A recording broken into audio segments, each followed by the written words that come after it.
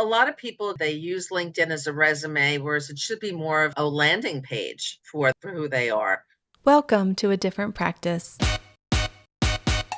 I'm your host, Lauren Lester, and I'm passionate about helping solo attorneys build thriving practices. After starting my own solo firm straight out of law school and building it to a successful practice that earns well over 6 figures while working part-time, I'm here to share the tools and strategies that made it possible. Think of this as grabbing coffee with your work bestie while learning everything they didn't teach you about running a business in law school. Pull up a seat and get ready to build a different practice.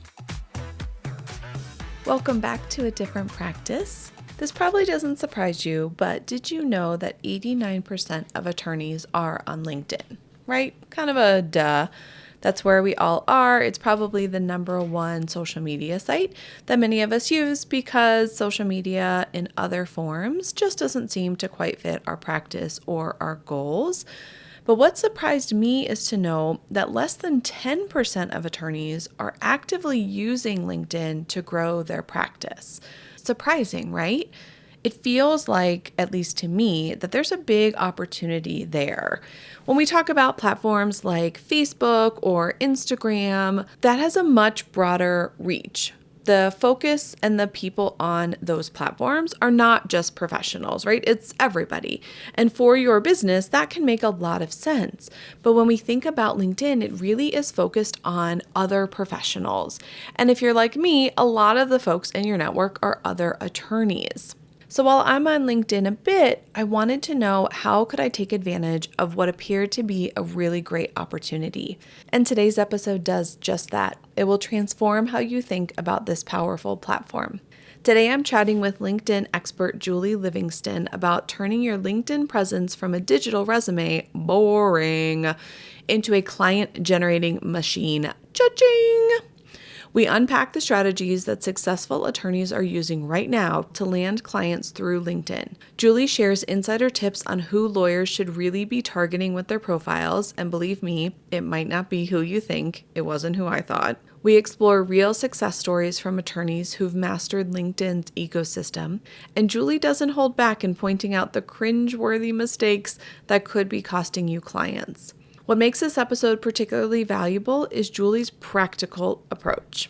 And y'all know, if you've been around a minute, I love a practical approach.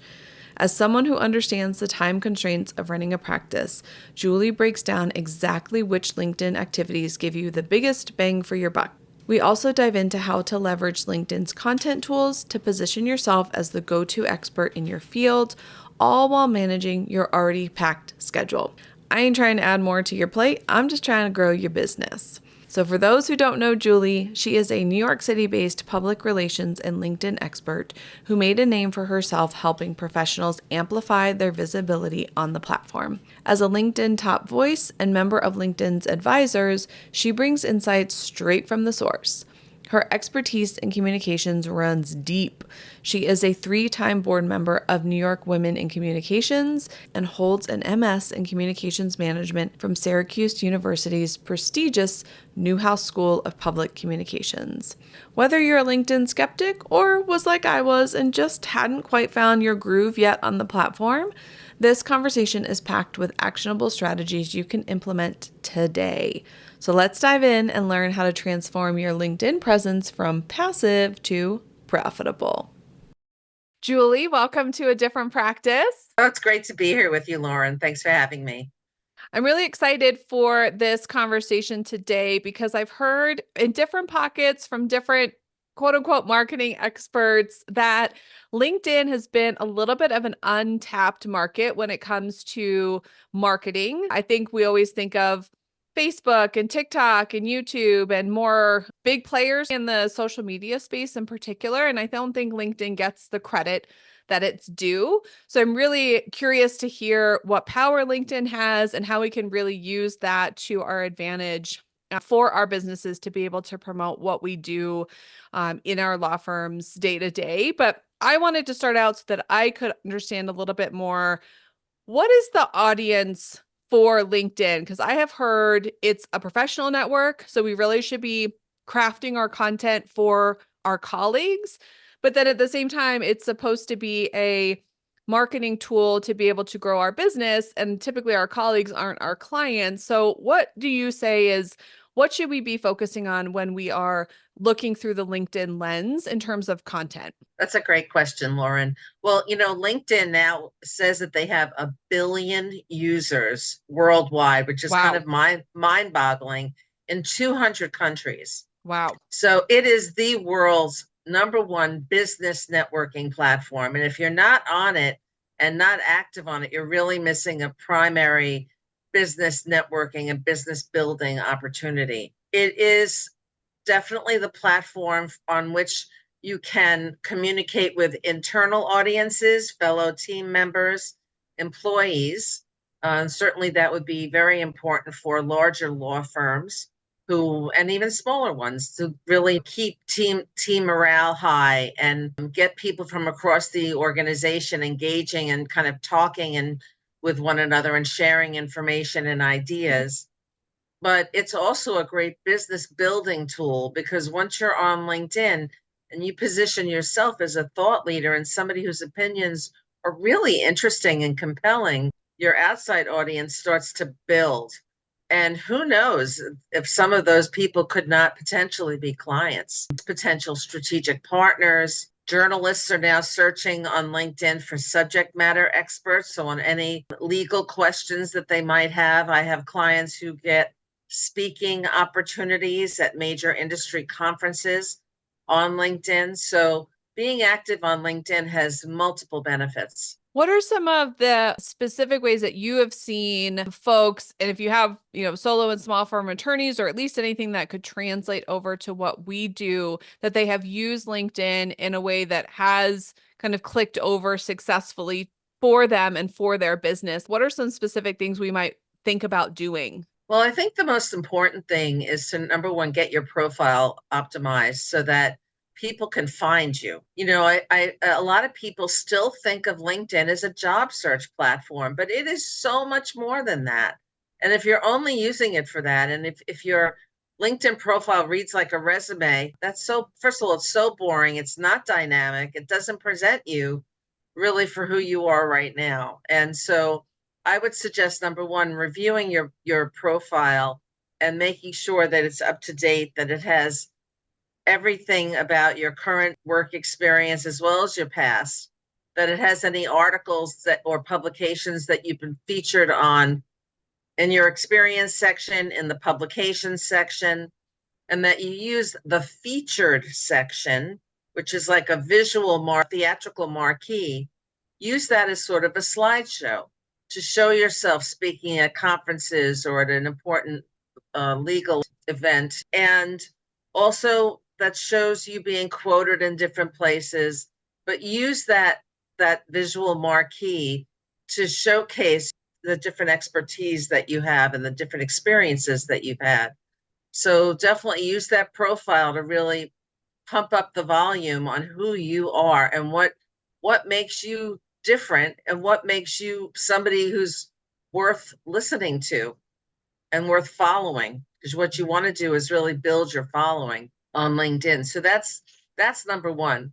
If you want to be positioned as a thought leader on the platform, you have to first identify what you want to talk about. What do you want people to think of when they read your content?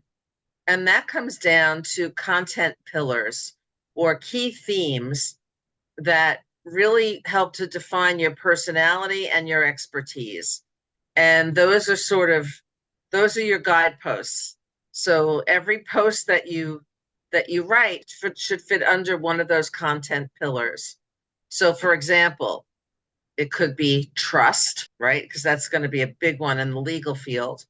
Integrity could be particular kind of expertise, whether it's Yes. family Okay. law or intellectual property, matrimonial law, whatever, corporate law, whatever it is. Definitely, think about that as one of your guideposts, but also could be leadership, Do you right? think that one of the pillars could be a little bit more personable? Like if somebody, I don't know, is really loves out being outdoors, or like to bring a little bit more of their personality, or should it be much more of from a professional standpoint? should be from a professional standpoint, but you could, if you are outdoorsy and you love, you could make sure that all of your posts have a sort of a type of energy to them that relates back to the fact that you love that. And also, I would include something about being outdoorsy, perhaps if you're a marathon runner or somebody really who is very focused on meeting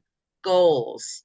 I would include that in your headline. And I like to include something that's a little funky in one's headline. So I think that's a good idea.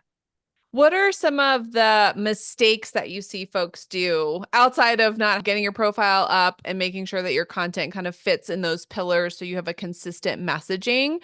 What are some of the other common mistakes that folks are making on LinkedIn that are being a detriment to getting their name out there, or just maybe mixing the messaging? Folks are confused about what they do. What are some things that folks should try and avoid? Sure. Well, a lot of people, again, as I said, they use LinkedIn as a resume, whereas it should be more of a landing page for for who they are. That's one that really describes what they do and the special types of expertise they can offer. A lot of people are just dormant on the platform. They don't ever post, they don't share articles, they don't share their expertise, or they don't share stories about their experience. So they're sort of just not using it at all. And that's just a wasted opportunity. That's a lost opportunity, in my opinion. Other times they're sharing too much personal information on LinkedIn. LinkedIn is not Facebook, it's not Instagram, it is a business networking platform. So really you want to keep it business like. Now, that's not to say that once in a while you shouldn't post a picture. I do this with one of my clients where I posted recently a photo of her and her daughter who was graduating college. She was in a cap and gown, but the post was about her offering career advice to the next generation of executives, right? So we tied it in nicely and it blew up on her LinkedIn because it showed her in action. People respond very well to photos of her in the field. And yet it also provided some very important takeaways for the audience to read about. That's where I always struggle. I think sometimes on LinkedIn, I want to use it more, but I don't know what to post. And so, like, sharing an article, I'll read an article that I think is really interesting. And then I think, like, am I just supposed to go on and go, here's the link to this interesting article? That No, doesn't feel you got good. to embellish, right? Embellish on it. Explain. Let's say you read something in a law journal or another publication that the theme can be applicable to the lawyer's world, in some way. I would not only post a link to the article, but explain why in bullet points. I this article caught my attention because it's about, you know, an issue that we all are facing right now, and here's why. And I would provide, 2 to 3 bullet points about it, and then end with a call to action at the end of the post, which you should do in every single post. This is an engagement tool, and it's so simple. What do you think about the article? What do you think about this subject? What has been your experience? So that people are left with, it's like a thought prompt. Gotcha. And so it's not a call to action of like, call me, that type of call to action. It's an It's not a engagement. say. No, you're never to be selling on LinkedIn, where you're doing hard hitting selling, because you're looking to build relationships over time. And how do you build relationships? By sharing information and expertise, not by hitting somebody over the head with that will not go over well at all. Does that engagement also come from interacting with other folks' posts? So folks are saying, "Hey, what was your takeaway from this article, or what have you found to be the most challenge?" Right? They put out that prompt. You then want to go in and not just like the post, but maybe say, "Actually, my take is this," or "I agree with you," and add some more. So the engagement is on both the content creation, but also talking with on other people's posts. One of the best ways to increase your standing and visibility on LinkedIn is to like and comment and repost other people's posts. So, and I mean more than like, oh, great article, like something more in depth where you're really offering your insights. And this is how you meet other people. It's how you develop relationships with other people. And it's also how you underscore your expertise and knowledge. So definitely do that. And certainly do it with people you want to meet who you don't really know that well. Start commenting on their posts and you'll get to know them over time.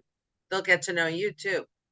For the network that we have on, or the connections, I think LinkedIn called, I get a lot of what seem to be salesy people, like they're in marketing or they have business development. Is it better to have more people, like the quantity is good because that puts out more tentacles? Or do you want to say, I don't know who you are, I think you're just trying to sell me something, ignore, and really focus on either folks you know or who are in your space? Like, how does LinkedIn look at the number of connections? Well, really, it's the quality of your contact network that's valued the most and not the quantity of contacts that you have. So when I get invitations from people who are just trying to sell me something from out of the blue, I don't know them, they're not a second degree connection, I just delete it. Sometimes they'll give you the option to say, I'm interested, I'm not interested, and I'll write back and say, I'm not interested in this. But I think that is a lousy way to try to build a relationship with somebody. I like to accept invitations from people who are second degree connections to me. In other words, we have a mutual contact or contacts. You could also receive connections. Let's say you sit on a board of directors for another company, could be other members of that board, so they could be second or third degree connections, but you have that board role in common. So I think that it's always the quality of your connections versus the quantity of connections. Nobody can know 10,000, 30,000 people well, right? So it's really who you know, who you really kind of know, or who Yeah. you want to know. No, that makes a lot of sense. I know that LinkedIn has some other content creation tools. I think they have like articles and newsletters. Are those things that we should be looking into? Should we be using those? If somebody's just getting started, is that too overwhelming? They should really just kind of focus on content and engagement, or is LinkedIn really putting a lot of emphasis on those other tools that they would be good to take advantage of? I think the main thing to get started, if you've been dormant on LinkedIn, is to create an editorial content strategy, and as well as your content pillars, your themes. And I would get into a regular cadence of posting at least twice a week on consecutive days. I think that posting 3 times a week on consecutive days is best, usually between 8 and 10:30, 11 in the Oh, morning in your time zone is kind of the magic time on LinkedIn to get engagement. I would make sure that when you mention other people or publications or media or companies, that you tag them on LinkedIn. So again, that's another way of amplifying your content. And I would consider newsletters and articles a little later on down the road once you have a little bit of traction. I think it can be overwhelming. I would start with a newsletter because once you could start building subscribers to your newsletter and you could build more followers to to a newsletter that you publish. I think that's a great idea over time.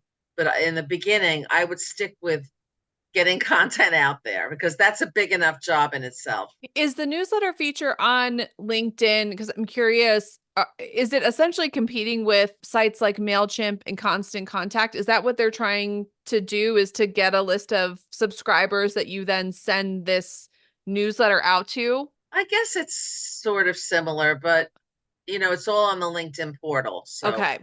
So they're not getting it in their email necessarily. They're just seeing it as they'll get part a of their. notification. They'll get a notification. Okay. Okay. If That's they good to know. follow the person, they will get a notification. Okay. Interesting. But that's sort of like a 2.0 getting into it. Let's start with I the think so. basics. I think so. I would get a client. If you were a client of mine, you were an attorney, I would get you started in developing your content first. Get into the rhythm of it, the cadence of it. Start seeing where you're getting traction, which content pillars are really getting people's attention. You might have to change them a little bit, to make sure that you're really focusing on the subjects that people want to hear about from you. And that might take a little, refining over time. If somebody wanted to get started, what would be the first three things you would tell them to do to kind of get that ball rolling? I would first tell them to optimize their LinkedIn profile using all of the bells and whistles that LinkedIn has to make it as visually exciting as possible with photographs. LinkedIn loves video. In fact, they're just testing a new video carousel, a new in feed video carousel feature. Not everybody has it yet, but they really do love short form video. And video is a wonderful way to kind of showcase your personality and demonstrate to people who you really are. So I would make the profile as exciting as possible using language. Now, this is not to say if you're an attorney to use very salesy language, to stand out, but to use specific words and phrases that really explain what you do, maybe something about some of the wins you've had, your specialty areas, and photos of you or video of you doing some public speaking, or even just a Zoom video showing you talking about a subject that's kind of near and dear to your heart in the legal profession. So a good mix, it sounds like, of the text, but also visual. Because LinkedIn, I think for a long time was pretty heavily text. And now it sounds like they're really encouraging more They're visual. definitely encouraging you to be more visual. And let's face it, when you're scrolling on a LinkedIn feed, what's going to grab your attention? Something visual. It could Right. be an infographic. Maybe you're sharing an infographic on something. Maybe you're sharing some statistics that, so that will help you make a point about something, about how lawyers in a particular field work, or what they're looking for in representing a client. So getting our profiles up to date and more visual, what would the next thing then be that you would say? Would be to develop an editorial content strategy. What are you looking to achieve? What are your goals and objectives for LinkedIn specifically? What do you want to get out of it? And if it's to establish your thought leadership, well, then you're going to go to develop your content pillars. And those are usually from 2 to 4 things those will be the themes that you're going to be dedicated to posting about. If it's about trust, which I think probably every lawyer should have as a content theme, you're going to talk about relationship building, and maybe you could even share some stories about how you developed a relationship with a difficult client. And all of these things are from 100,000 feet of that kind of view. You're not going to give away a client's name, obviously, and that kind of thing, but you could talk about your views and attitudes about building trusting relationships and why they're so important and how you do that. And then what would the third step be once we have kind of the plan in place? Once you have the plan in place, I would put together all my graphical assets, whether it's infographics, video, snapshots of you at conferences and events, even if it's a networking thing where you're just shaking hands with somebody, or there's a setup photo where you're with a few colleagues, where there's a sign behind you that says International Lawyers Conference, whatever it is. I would gather all of that, and then I would start planning out the content month by month. Decide how often you're going to post. And I would start with twice a week on consecutive days, not a Monday or a Friday, but Tuesday, Wednesday, Thursday. For planning out the posts, does LinkedIn have a native scheduler? And if not, is there one that you recommend that LinkedIn doesn't have an issue with? It's funny. LinkedIn does have a native scheduler now. I never use it, but they Oh. they do have that now, so you can schedule your posts on the platform. Okay, that's good to know. Just in case Yeah, someone's like, I don't know if I can commit to getting on consecutive days. At least but they can have it in there. the platform does not like when you use an outside scheduler. They Good will to know. not That will not help you on the platform, so try not to use that. Okay, so if you are going to schedule, use LinkedIn's built-in scheduler. But ideally, you would do it manually and then take that 5-10 minutes to engage with other posts as you're posting. Now, if you're a busy attorney, I don't expect you to be sitting there writing your LinkedIn content. I think that you're probably going to need somebody to help you, somebody like me or somebody on staff, maybe in the communications department, who's going to help you do all this. But you would have to give them input as to what your content pillars are and whatever is going on in your world and your day-to-day business that, that you can talk about from 100,000 feet. Yeah, that was going to be my next question is folks who don't want to create this content or even the visuals like you talked about, they're like, well, I don't know how to create an infographic. Obviously hiring somebody to do it. But are there any other tools that you would recommend looking into to kind of make that process easier? Well, to make the process easier, I would say get familiar with AI. However, and I use a tool called Perplexity, but there are a million of them out there. This could help you to combat writer's block. I am not saying that you should use AI to write your posts because it will not rate well in the LinkedIn algorithm, but it could prompt bigger ideas that you can write about on your own in your own voice. And make sure that you develop your own voice on LinkedIn. You don't want your post to sound like Joe Smith. You want it to sound like you. And that means using colloquialisms, and you could use some slang, appropriate slang and language that really sounds like you're talking to somebody. As if you were at a networking event and actually speaking in front of Yeah, someone, right? We don't sound so robotic when we do that. So that's really right. having that translate to LinkedIn. That's right. It should have a friendly, more of a business casual kind of a tone. Oh, that's really helpful. If anyone would like to learn more about what you do or get help from you, where can they reach out to you? Guess where? They can find me on LinkedIn. It's Julie Livingston. My company is Want Leverage Communications, and you can find me on my website as well, wantleverage.com. You can also download my free tip sheet, How to Make Your C-Suite Stand Out on LinkedIn, and that's a free downloadable. It's on my homepage, and you can download that. It's got some great tips for developing your LinkedIn content strategy and your content. Wonderful. Well, I will link all of those in the show notes so everyone can grab those, especially that tool, and then definitely connect with you on LinkedIn. That sounds great, Lauren. Thanks so much for having me. You're welcome. Thanks, Julie. Thanks for joining me on another episode of A Different Practice. If you found value in today's conversation, subscribe to my Solo Success Lab newsletter, where each week I test and share what actually works in solo practice. Sign up for free at adifferentpractice.com/subscribe. Want to help other lawyers transform their practices too? Follow the show, leave a rating, and share this episode with someone who might benefit. And if you're ready to take your practice to the next level, download my free guide to the 6 pillars of optimization at adifferentpractice.com/optimize. I've distilled nearly a decade of experience, including all the mistakes and victories, into the essential elements every successful law firm needs. I'll see you next time, and until then, keep building a different practice.